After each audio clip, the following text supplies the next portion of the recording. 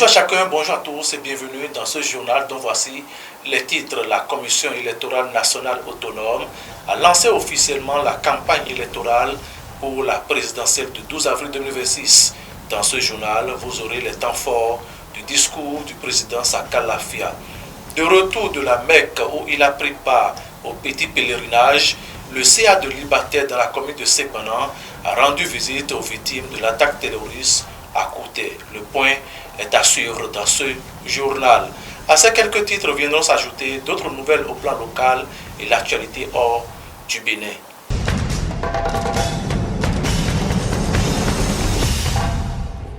De nouveau, bonjour. À 17 jours de l'élection présidentielle au Bénin, la Commission électorale nationale autonome a lancé officiellement les hostilités devant la presse nationale et internationale. Le président Saka Lafia a appelé les différents acteurs au respect des règles. Suivez plutôt le discours du président de la Sénat. Dès les premières heures de ce vendredi 27 mars 2026, et conformément aux dispositions de l'article 46 du Code électoral, s'ouvrira officiellement la campagne électorale pour le premier tour de l'élection du duo président et vice-président de la République du Bénin. Cette campagne s'achèvera irrévocablement le vendredi 10 avril 2026 à minuit, marquant ainsi l'entrée dans la phase décisive qui nous conduira au scrutin du dimanche 12 avril 2026. 15 jours durant, les candidats iront à la rencontre de nos concitoyens dans leur diversité pour présenter leur vision et solliciter en toute transparence la confiance des quelques 8 millions d'électeurs que compte notre pays.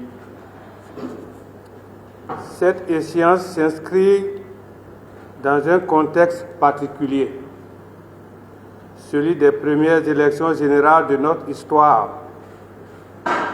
Elle constitue également la 8e élection présidentielle organisée depuis l'avènement du renouveau démocratique, témoignant de la vitalité et de la maturité de notre démocratie. Mes chers compatriotes, la campagne électorale est, par essence, un temps d'intense activité politique. Elle doit être un espace de débat d'idées et non un terrain d'affrontement stérile. C'est pourquoi j'en appelle à la responsabilité de tous les acteurs politiques. Que cette période soit marquée par la fraternité, le respect mutuel et la hauteur de vue au service du développement de notre cher pays. Ensemble, œuvrons pour la campagne apaisée, respectueuse des lois de la République et préservant notre vivre ensemble ainsi que la paix et la cohésion nationale. Kouté, un village de l'arrondissement de Liberté dans la commune de Sepanan, a été touché par une attaque terroriste. Si l'armée a repoussé les malfaiteurs loin du territoire, les citoyens sont toujours sous le choc. Ilias Ossiankakwe, chef du dit arrondissement, est allé assister ces victimes, nous apprend dans ce récit Yvette Naini Nata. Le village de Kouté, dans l'arrondissement de Liberté, a été victime d'une attaque terroriste qui a laissé des traces profondes dans la communauté. Le chef d'arrondissement Ilias Ossiankakwe s'est rendu sur place pour exprimer sa solidarité aux populations affectées juste après son retour de la Mecque pour le petit pèlerinage.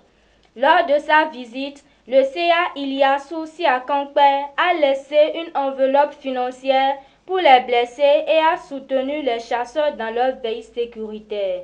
Les habitants de Kouté ont demandé que les militaires restent plus longtemps pour assurer leur sécurité, une doléance que le CA a promis de transmettre. L'action du CA Ilias Ossiankakwe est un exemple de leadership et de solidarité envers les populations vulnérables. À Parakou, la municipalité et son partenaire, la ville d'Orléans en France, ont initié le projet potager scolaire pour assurer la suffisance alimentaire dans les écoles périphériques.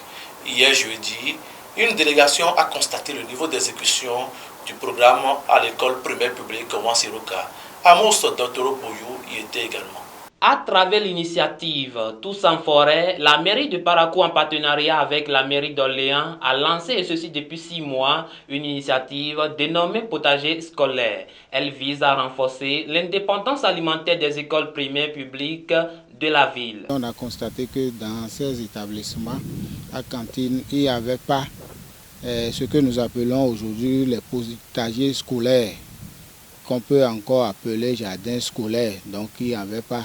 Alors que ces cantines ont besoin des condiments. On avait sensibilisé les directeurs qui étaient là et les parents d'élèves d'avoir cette initiative dans ces écoles-là. Et nous aussi, on a encore fouillé, on a recherché avec notre partenaire Orléans et on a initié nous-mêmes parce que ça tenait à cœur, cette initiative tenait à cœur au maire. Et au SE, on a essayé d'initier quand même ce projet-là, qu'on a appelé projet potager scolaire, seulement dans 8 établissements. Donc on a dit, bon, il faut commencer quelque part ici.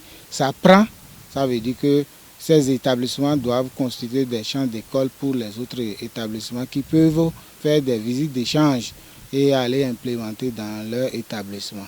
Vu l'impact de cette courte période d'essai, le personnel de l'école primaire publique de Wansiruga dans le premier arrondissement de Parakou salue l'initiative et promet renforcer davantage leurs efforts. C'est un bon projet que nous, particulièrement moi, j'ai aimé. Ça nous a beaucoup soutenu dans beaucoup de choses.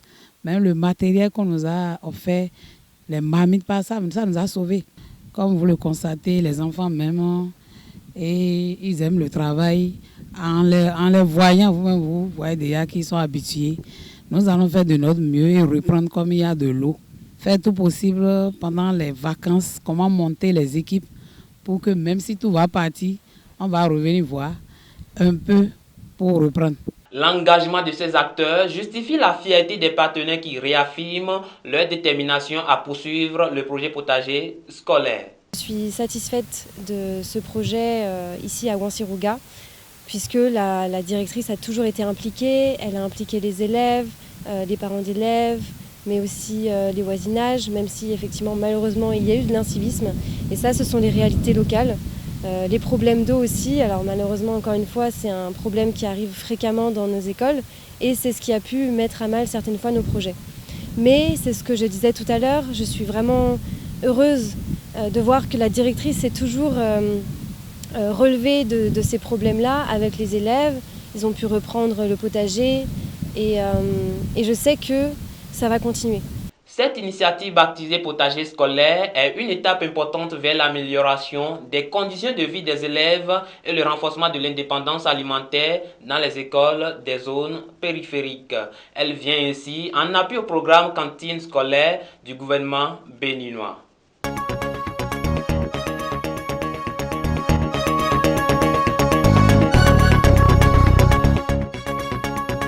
Et c'est ce qui annonce les nouvelles hors du territoire béninois, une présentation signée Amos Bouyou. Le pape Léon XIV se rendra en Guinée équatoriale du 21 au 23 avril pour sa première grande tournée internationale en Afrique. Cependant, les préparatifs de la visite suscitent une polémique car les autorités auraient imposé des retenues obligatoires sur les salaires des fonctionnaires et des militaires pour financer l'événement. Les montants varient de 20 000 à 55 000 francs CFA et des étudiants seraient également contraints d'acheter une tenue spéciale à 10 000 francs CFA pour participer aux activités liées à la visite papale. La visite du pape s'inscrit ainsi dans un climat de débat social et d'enthousiasme religieux.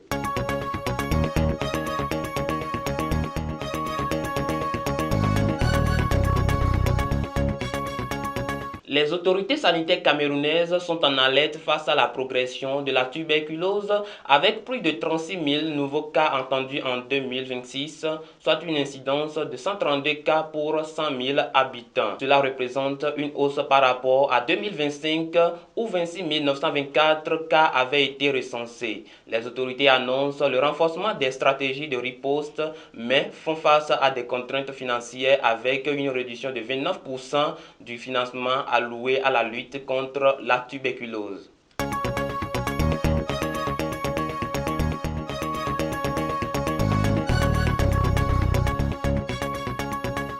L'ONU a qualifié la traite des esclaves africains de crime le plus grave contre l'humanité lors d'une séance de l'Assemblée générale. Cette résolution portée par le Ghana a été adoptée par 123 voix pour et reconnaît l'ampleur et les conséquences persistantes de ce crime.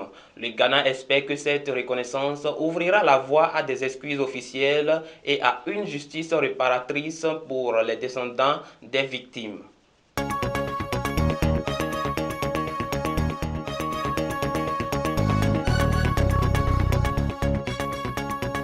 Soyez patient avec tout le monde, mais surtout avec vous-même.